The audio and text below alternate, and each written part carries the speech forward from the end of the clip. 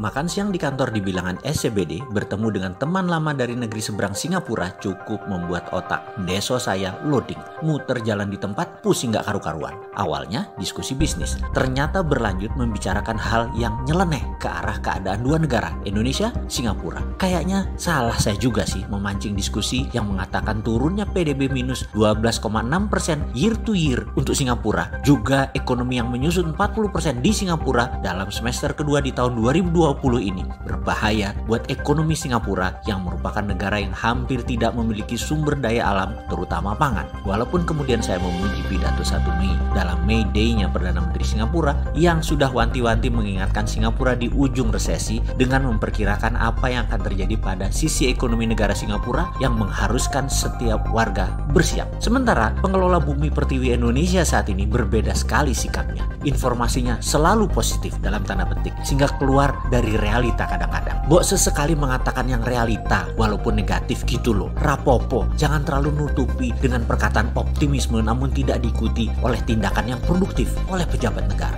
Lalu sahabat saya ini menceritakan rinci apa yang Singapura akan lakukan walaupun minus 40% di mana masyarakat diberi pemahaman dan persiapan. Saya terkagum-kagum atas solusi negara tersebut yang saya pikir tidak usah saya terangkan karena memang banyak yang tidak peduli dengan hal-hal seperti begini. Buktinya berita ini tersebar luas di media internasional. Toh di Indonesia kayaknya nggak minat untuk tahu tuh, mungkin karena bahasa Inggris berita tersebut atau mungkin ya memang nggak peduli. Jadi saya nggak usah terang-terangkan deh. Buat apa repot-repot menerangkan? Biar saya saja yang tahu dan saya simpen nanti buat sahabat yang sedikit. Sekali lagi, buat sahabat yang sedikit yang peduli. Karena saya tahu yang peduli itu cuma sedikit. Detail informasinya setelah dijelaskan olehnya. Malamnya saya search solusi-solusi bernegara ala Singapura itu lebih jauh lagi yang membuat saya terangguk-angguk kagum. Lalu dia balik bertanya kepada saya, apa yang terjadi pada pemerintahan di Indonesia saat ini? Kok kelihatannya kusut carut-marut begitu bernegaranya? Lalu saya berusaha menjelaskan apa yang terjadi dengan bahasa kiasan. Tujuannya agar mudah difahami. Kalau kita paham masalahnya, kita bisa sederhanakan masalahnya.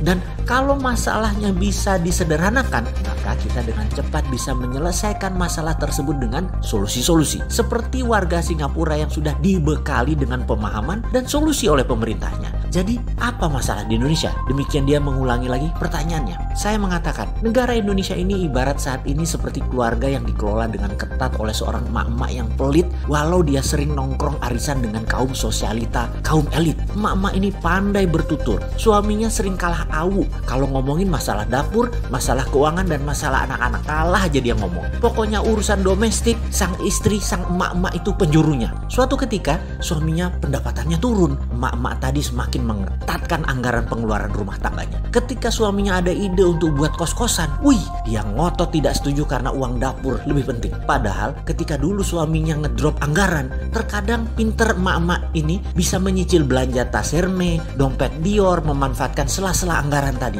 Namun begitu suaminya minta persetujuan ubah ruang kamar jadi tempat kosan, walaupun produktif, emak-emak ini nggak mau. Emak-emaknya nggak terlalu paham bisnis, tetapi ketat jaga uang. Suaminya yang terus-menerus turun pendapatannya semakin bingung. Malah emak-emaknya selalu berkata, itu halaman belakang masih bisa buat cari utangan. Itu juga warisan keluarga kamu, masih bisa kita jaminkan buat cari hutangan. Saking bingungnya sang suami, akhirnya warisan keluarganya yang harusnya buat anak cucunya mulai digadai dan dihutangkan satu persatu. Demikian saya mengatakan kepadanya apa yang terjadi di Indonesia saat ini, yang dia kemudian berkata, kalau ekonomi Indonesia bagaimana? Saya pun teringat ketika di Singapura pendidikannya kan gaya Inggris, maka istilah Inggris pasti paham dan familiar menurut saya ya. Saya pun bertanya kepada dia sebelum menjawab pertanyaannya, do you know mom and pop store, right? Yes, katanya cepat. Saya melanjutkan cerita Sanepo berikutnya. Jadi ekonomi Indonesia ini ibarat toko kelontong mom and pop study. Toko yang pemiliknya sepasang suami istri yang bekerja siang malam jualan di toko keluarga tersebut. Di toko tadi banyak jualan, banyak barang, namun 90% adalah barang impor. Apa daya, akhir-akhir ini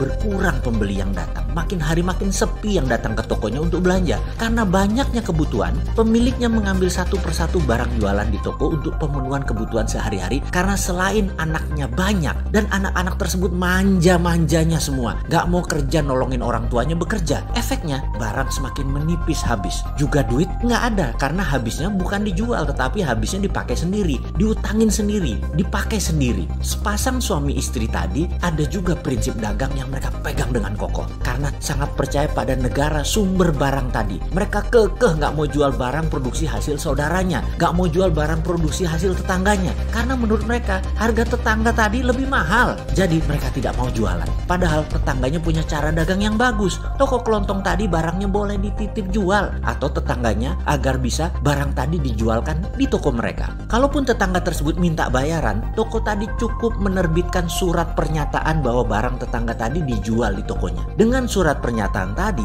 kalau toko tadi terbitkan, surat tadi bisa jadi jaminan buat tetangga tadi memesan bahan baku produksi selanjutnya. Hal ini membuat bisnis berputar. Namun bukan begitu ekonomi Indonesia. Ya persis seperti toko kelontong barang impor tadi. Apa yang terjadi sekarang di toko tersebut yang kekeh keras kepala berniaganya? Sudah pembelinya berkurang, tunai tidak ada, stok barang berkurang terus.